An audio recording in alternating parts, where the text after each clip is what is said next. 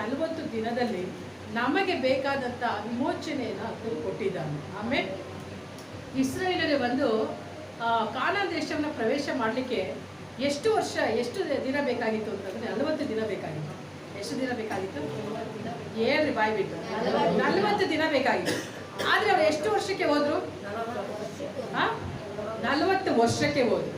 ಹಾಗಾದರೆ ಯಾವ ಇಸ್ರಾಯೇಲರು 40 ದಿನಕ್ಕೆ ಕಾನಾನ್ ದೇಶವನ್ನು ನೋಡಬೇಕಾಗಿತ್ತು, ಅದನ್ನು ಅವರು ಏನು ಮಾಡಿದ್ರು? 40 ವರ್ಷಗಳು ಆದಮೇಲೆ ಅವ್ರು ನೋಡಿದ್ರು. ಅಲ್ಲಿಗೆ ಎಷ್ಟೋ ಸಂತತಿಗಳು ಅಲ್ಲಿ ನಶಿಸಿ ಹೋದ್ರು. ಅದನ್ನು ತಿರುಗಿ ನಮಗೆ ಕೊಡಲಿಕ್ಕೋಸ್ಕರವಾಗಿ ಕರ್ತರಾದ ಯೇಸು ಕ್ರಿಸ್ತನು 40 ದಿನಗಳಲ್ಲೇ ಆತನೇನು ಮಾಡಿದ್ದಾನೆ ಅಂದರೆ ಕಾನಾನ್ ದೇಶವನ್ನು ಸ್ವತಂತ್ರಿಸಿಕೊಳ್ಳುವಂಥ ಅಧಿಕಾರವನ್ನು ಆತ ನಮಗೆ ಕೊಟ್ಟಿದ್ದಾನೆ. ಆಮೇಲೆ ಹೇಳ್ರಿ ಹಲ್ಲೆಲೂಯ. ಈ 40 ದಿನ ಅನ್ನುವಂಥದ್ದು, ಈ 40 ದಿನದಲ್ಲಿಯೇ ನಿನಗೆ ಬೇಕಾದಂಥದ್ದು ಕ್ರಿಸ್ತನು ಕಲ್ವಾರಿ ಶಿಲುಬೆಯಲ್ಲಿ ಏನೆಲ್ಲ ಸಂಪಾದಿಸಿದಾನೋ ಅದೆಲ್ಲವನ್ನ ಈ 40 ದಿನದಲ್ಲಿ ನೀನು ಧ್ಯಾನಿಸಿದಾದರೆ 40 ದಿನದಲ್ಲೇ ನೀನು ಅದನ್ನು ಪಡೆದುಕೊಳ್ಬಹುದು. ಇಲ್ಲ ಮನುಷ್ಯರು ಕಲ್ಪಿಸಿದಂಥ ಸಂಪ್ರದಾಯಗಳಲ್ಲಿ ನಾವು ಜೀವಿಸ್ತಾ ಇದ್ರೆ ಈ 40 ದಿನ ನಾವು ಇದ್ದಿದ್ದೀವಿ, ಇಲ್ಲ ಅಂತ ಹೇಳಲ್ಲ, ಉಪವಾಸ ಇದ್ದಿದ್ದೇವೆ. ಉಪವಾಸ ಇರುವಾಗ ಏನು ಅನ್ಸುತ್ತೆ ಅಂತಂದರೆ, ಉಪವಾಸ ಮಾಡೋದು ತಪ್ಪಲ್ಲ. ಉಪವಾಸ ಮಾಡುವಾಗ ಯಾವಾಗ ಸಂಜೆ ಆಗುತ್ತೆ ಅಂತ ಅನ್ಸುತ್ತೆ. ಸಂಜೆ ಯಾವಾಗ ಆಗುತ್ತೋ, ಯಾವಾಗ ಊಟ ಮಾಡ್ತೀವೋ ಆ ರೀತಿ ಅಂತಂದ್ರೆ ಬರುತ್ತೆ. 40 ದಿನ ಊಟ ಮಾಡ್ರಿ, ಏನು ತೊಂದರೆ ಇಲ್ಲ. 40 ದಿನ ಉಪವಾಸ ಇದ್ದಿದ ಮೇಲೆ ನಿಜವಾಗ್ಲೂ ಕ್ರೈಸ್ತರಿಗೆ ಆಗಲೇ ಸ್ಟಾರ್ಟ್ ಆಗೋದು ಶೋಧನೆ. ಚೆನ್ನಾಗಿ ಊಟ ಮಾಡಿ, ತೊಂದರೆ ಇಲ್ಲ. ಎಷ್ಟು ಏನು ಮಾಡಿದ್ದಾರೆ ಅಂದರೆ ನಮಗೋಸ್ಕರವಾಗಿ ಆಲ್ರೆಡಿ ಅದನ್ನೇ ಎಲ್ಲ ಮಾಡಿ ಮುಗಿಸಿದ್ದಾರೆ. ಹಾಗಾಗಿ ನೀವು ಉಪವಾಸ ಇರೋದಾದರೆ ಕ್ರಿಸ್ತನ್ ನನಗೋಸ್ಕರವಾಗಿ ಏನು ಮಾಡಿದ್ದಾರೆ ಅದನ್ನು ಏನು ಮಾಡಬೇಕು ಅಂದರೆ ಧ್ಯಾನಿಸಬೇಕು, ಅದನ್ನು ಮಾತನಾಡ್ತಾರೆ.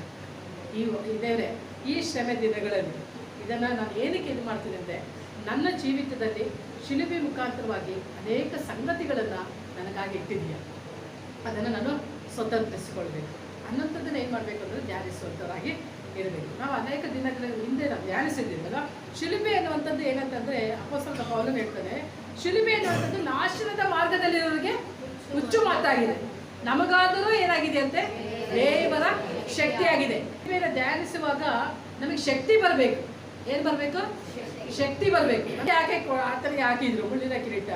ಯಾಕೆ ಈಟಿಯಿಂದ ತಿವಿದ್ರು? ಯಾಕೆ ಆತನಿಗೆ ಅನೇಕ ಪೆಟ್ಟುಗಳು ಆತನಿಗೆ ಕೊಟ್ಟರು? ಇನ್ನೂ ಅನೇಕ ಜನರಿಗೆ ಅದು ಗೊತ್ತಿಲ್ಲ. ಹಲ್ಲೆಲೂಯಾ. ಮೊಳೆಗಳಿಂದ ಜಡಿಯಲ್ಪಡೋದಕ್ಕೂ, ಶಿಲುಬೆಗೆ ಹಾಕಲ್ಪಡೋದಕ್ಕೂ, ಮತ್ತೆ ಆತನಿಗೆ ಮುಳ್ಳಿನ ಕಿರೀಟವನ್ನು ಧರಿಸೋದಕ್ಕೂ, ಕೊರಡೆಗಳಿಂದ ಹೊಡೆಯೋದಕ್ಕೂ ಅನೇಕ ಕಾರಣಗಳಿವೆ. ಆ ಎಲ್ಲ ಕಾರಣಗಳೇನಂತಂದರೆ ಆತನು ನಮಗೋಸ್ಕರವಾಗಿ ಎಲ್ಲವನ್ನ ಸಹಿಸಿಕೊಂಡ, ಎಲ್ಲವನ್ನ ಏನು ಮಾಡಿದ ಅಂತಂದರೆ ಶಾಸ್ತ್ರದಲ್ಲಿ ಹೇಳಿದ ಪ್ರಕಾರವಾಗಿ ತನ್ನ ಒಂದು ಶರೀರದಲ್ಲಿ ಎಲ್ಲವನ್ನ ಅನುಭವಿಸಿದ ಕಾರಣ ಯಾಕೆಂದರೆ ನಾನು ನೀನು ಸುಖವಾಗಿ ಇರಬೇಕೆಂಬುದಾಗಿ. ಹಲ್ಲೆಲೂಯಾ.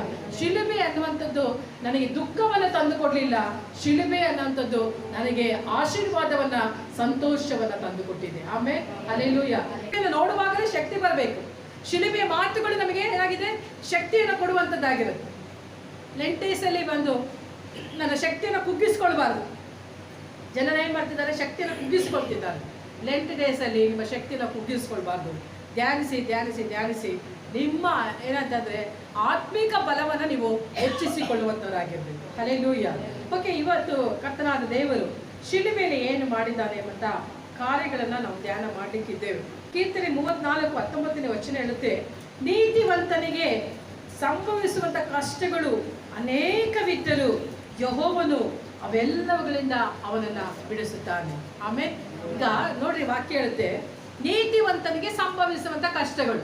ಇವತ್ತು ನಮಗೆ ಅನೇಕ ಪ್ರಶ್ನೆಗಳಿದೆ. ಏನು ಪ್ರಶ್ನೆ? ಏನಪ್ಪ, ನಾವು ಒಳ್ಳೆಯವರಾಗಿದ್ದರೆ ನಮಗೆ ಕಷ್ಟ ಅಲ್ವಾ? ಕೆಟ್ಟವರು ಏನಾಗಿದ್ದಾರೆ? ಚೆನ್ನಾಗೇ ಇದ್ದಾರೆ. ವಂಚನೆಯನ್ನು ಮಾಡೋರು, ಮೋಸ ಮಾಡೋರು ಅಲ್ವಾ, ಇನ್ನೊಬ್ಬರ ಹಣವನ್ನು ತಿನ್ನುವಂಥವ್ರು, ಬಡ್ಡಿ ಬಾಚಿನಲ್ಲಿ ಬದುಕುವಂಥವ್ರು ಎಲ್ಲರೂ ಚೆನ್ನಾಗಿದ್ದಾರೆ.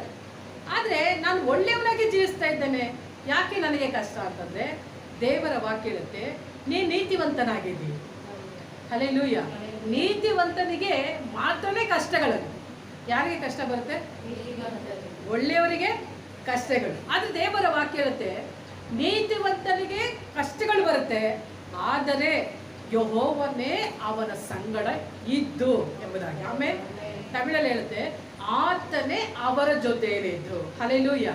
ಹೇಳಿ, ನಾನು ನೀತಿವಂತನಾಗಿದ್ದೇನೆ. ಹೇಳಿ, ನಾನು ನೀತಿವಂತನಾಗಿದ್ದೇನೆ. ನಾನು ನೀತಿವಂತನಾಗಿರೋದ್ರಿಂದ ಯೆಹೋವನು ನನ್ನ ಸಂಗಡ ಇದ್ದಾನೆ. ಹಲ್ಲೆಲೂಯಾ. ಅಬ್ರಹಾಮನು ನೀತಿವಂತನಾಗಿದ್ದ ಅಲ್ವಾ? ನಂಬಿಕೆಯ ಮುಖಾಂತರವಾಗಿ ಅವನು ನೀತಿವಂತನಾದ. ದೇವರು ಏನ್ ಮಾಡಿದ?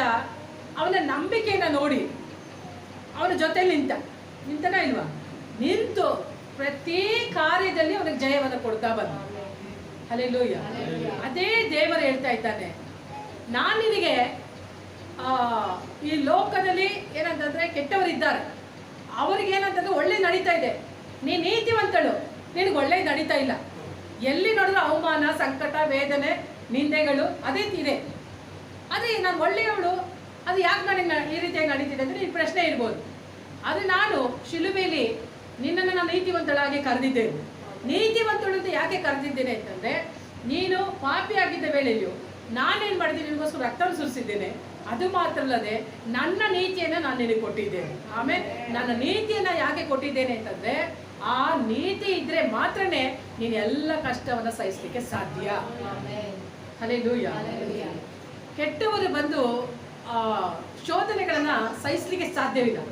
ದುಷ್ಟರು ಬಂದು ಶೋಧನೆಗಳನ್ನು ಸಹಿಸಲಿಕ್ಕೆ ಸಾಧ್ಯವಿಲ್ಲ. ಕಷ್ಟಗಳನ್ನು ಅವ್ರು ಹೊರಲಿಕ್ಕೆ ಸಾಧ್ಯವಿಲ್ಲ. ನೀತಿವಂತರು ಮಾತ್ರನೇ ಎಷ್ಟೇ ಬೆಟ್ಟದಷ್ಟು ಸಮಸ್ಯೆ ಬಂದ್ರೂ ಅವರು ಎದುರಿಸಿ ನಿಲ್ಲಲಿಕ್ಕೆ ಸಾಧ್ಯ. ಯಾಕೆಂತಂದ್ರೆ ದೇವರ ವಾಕ್ಯ ಇರುತ್ತೆ, ನೀತಿವಂತನಿಗೆ ಸಂಭವಿಸುವಂತ ಕಷ್ಟಗಳು ಅನೇಕವಿದ್ದರು ಯೆಹೋವನು ಏನ್ ಮಾಡ್ತಾನಂತೆ, ಅವನ ಸಂಗಡ ಇರುವ. ಅವ್ರು ಏನ್ ಮಾಡ್ತಾರೆ, ದೇವರು ಕಷ್ಟ ಬಂದ್ರೆ ನಮ್ಮ ಜೊತೆಲೇ ಇರ್ತಾನೆ. ಹಲ್ಲೆಲೂಯಾ. ಯಾಕೆ ನನ್ನ ಜೊತೆಲಿ ಇದ್ದಾನೆ? ದೇವರು ಯಾಕೆ ಜೊತೆಲಿ ಇದ್ದಾನೆ ಅಂದ್ರೆ, ಆತನ ನೀತಿ ನನ್ನೊಳಗಿದೆ. ಹಲ್ಲೆಲೂಯಾ. ಇವತ್ತು ಯೇಸುವಿನ ನೀತಿ ನನ್ನೊಳಗಿರೋದ್ರಿಂದ ನನಗೆ ಕಷ್ಟ ಬಂದ್ರು, ಮನುಷ್ಯರು ಏನಂತಂದ್ರೆ ಕಷ್ಟ ಬರುವಾಗ ಮನುಷ್ಯರು ಬಿಟ್ಟು ಹೋಗ್ತಾರೆ, ಸಹಜ ಅಲ್ವಾ? ನಮ್ಮ ಹತ್ರ ಹಣ ಇದ್ರೆ ಎಲ್ಲರೂ ಇರ್ತಾರೆ. ನಮ್ಮ ಹತ್ರ ಹಣ ಇಲ್ಲ ಅಂತ ಅನ್ಕೊಳ್ರಿ, ಏನ್ ಮಾಡ್ತಾರೆ, ಯಾರು ಮುಸ್ ನೋಡೋದಿಲ್ಲ, ಯಾರು ನಮ್ಮ ಹತ್ರ ಬರೋದೇ ಇಲ್ಲ. ಆದ್ರೆ ದೇವರು ಹೇಳ್ತಾನೆ, ನಿನಗೆ ಕಷ್ಟಗಳು ಬರುವಾಗ ನಾನು ನಿನ್ನ ಜೊತೆಲಿ ಇರ್ತೇನೆ. ಹಲ್ಲೆಲೂಯಾ. ಇವತ್ತು ದೇವರು ನಮ್ಮ ಜೊತೆಲಿ ಇರ್ತಾನೆ. ಜೊತೆಲಿರೋದು ಮಾತ್ರವಲ್ಲ, ನಾನು ನಿನ್ನ ಜೊತೆಲಿ ಇದ್ದೇನೆ ಅಂತ ಹೇಳಿದ್ರೆ ಸಾಕಾಗೋದಿಲ್ಲ. ಆತನ ಹೇಳ್ತಾನೆ, ನಾನು ನಿನ್ನ ಜೊತೆಲಿದ್ದು ಅವೆಲ್ಲವುಗಳಿಂದ ಬಿಡಿಸ್ತೇನೆ. ಆಮೇಲೆ ಒಂದರಲ್ಲಿ ಮಾತ್ರ ಬಿಡುಗಡೆ ಮಾಡೋದಿಲ್ಲ. ಈಗ ಮನುಷ್ಯರು ಒಂದ್ ವೇಳೆ ನಾವು ಕಷ್ಟ ಅಂತ ಹೋದ್ರೆ ಯಾವುದೋ ಒಂದು ಸಮಸ್ಯೆನ ಮಾತ್ರ ತೀರಿಸಲಿಕ್ಕೆ ಸಾಧ್ಯ, ಯಾವುದೋ ಒಂದು ಅಂತ ಪರಿಹಾರ ಮಾಡಲಿಕ್ಕೆ ಸಾಧ್ಯ, ಒಂದು ಸಮಸ್ಯೆಯಿಂದ ಪರಿಹಾರ ಮಾಡಲಿಕ್ಕೆ ಸಾಧ್ಯ. ಆದ್ರೆ ದೇವರು ಹೇಳ್ತಾನೆ, ನೀತಿವಂತರಿಗೆ ಕಷ್ಟ ಬಂದ್ರೆ ನಾನು ಒಂದು ಸಮಸ್ಯೆಯಿಂದ ಬಿಡುಗಡೆ ಮಾಡೋದಿಲ್ಲ, ಅವನಿಗೆ ಎಷ್ಟು ಸಮಸ್ಯೆಗಳಿದೆಯೋ ಅದೆಲ್ಲವುಗಳಿಂದ ನಾನು ಬಿಡುಗಡೆ ಮಾಡ್ತೇನೆ. ಹಲ್ಲೆಲೂಯಾ. ಅವೆಲ್ಲವುಗಳಿಂದ ಬಿಡುಗಡೆ ಮಾಡುವಂತ ಯೇಸು ಕ್ರಿಸ್ತನು ಇವತ್ತು ನಿಮ್ಮ ಜೊತೆಯಲ್ಲಿದ್ದಾನೆ. ಹಲ್ಲೆಲೂಯಾ. ಅದೇ ಶಿಲುಬೆಯಲ್ಲಿ ಯೇಸು ಏನ್ ಮಾಡಿದ್ದಾನೆ ಅಂತಂದ್ರೆ, ತನ್ನ ನೀತಿಯನ್ನ ನಮಗಾಗಿ ಕೊಟ್ಟಿದ್ದಾನೆ. ಕಾರಣ ಏನಂತಂದ್ರೆ, ನೀನು ಎಲ್ಲ ಸಮಸ್ಯೆಗಳಿಂದ ಬಿಡುಗಡೆ ಹೊಂದಬೇಕೆಂಬುದಾಗಿ. ಹಲ್ಲೆಲೂಯಾ.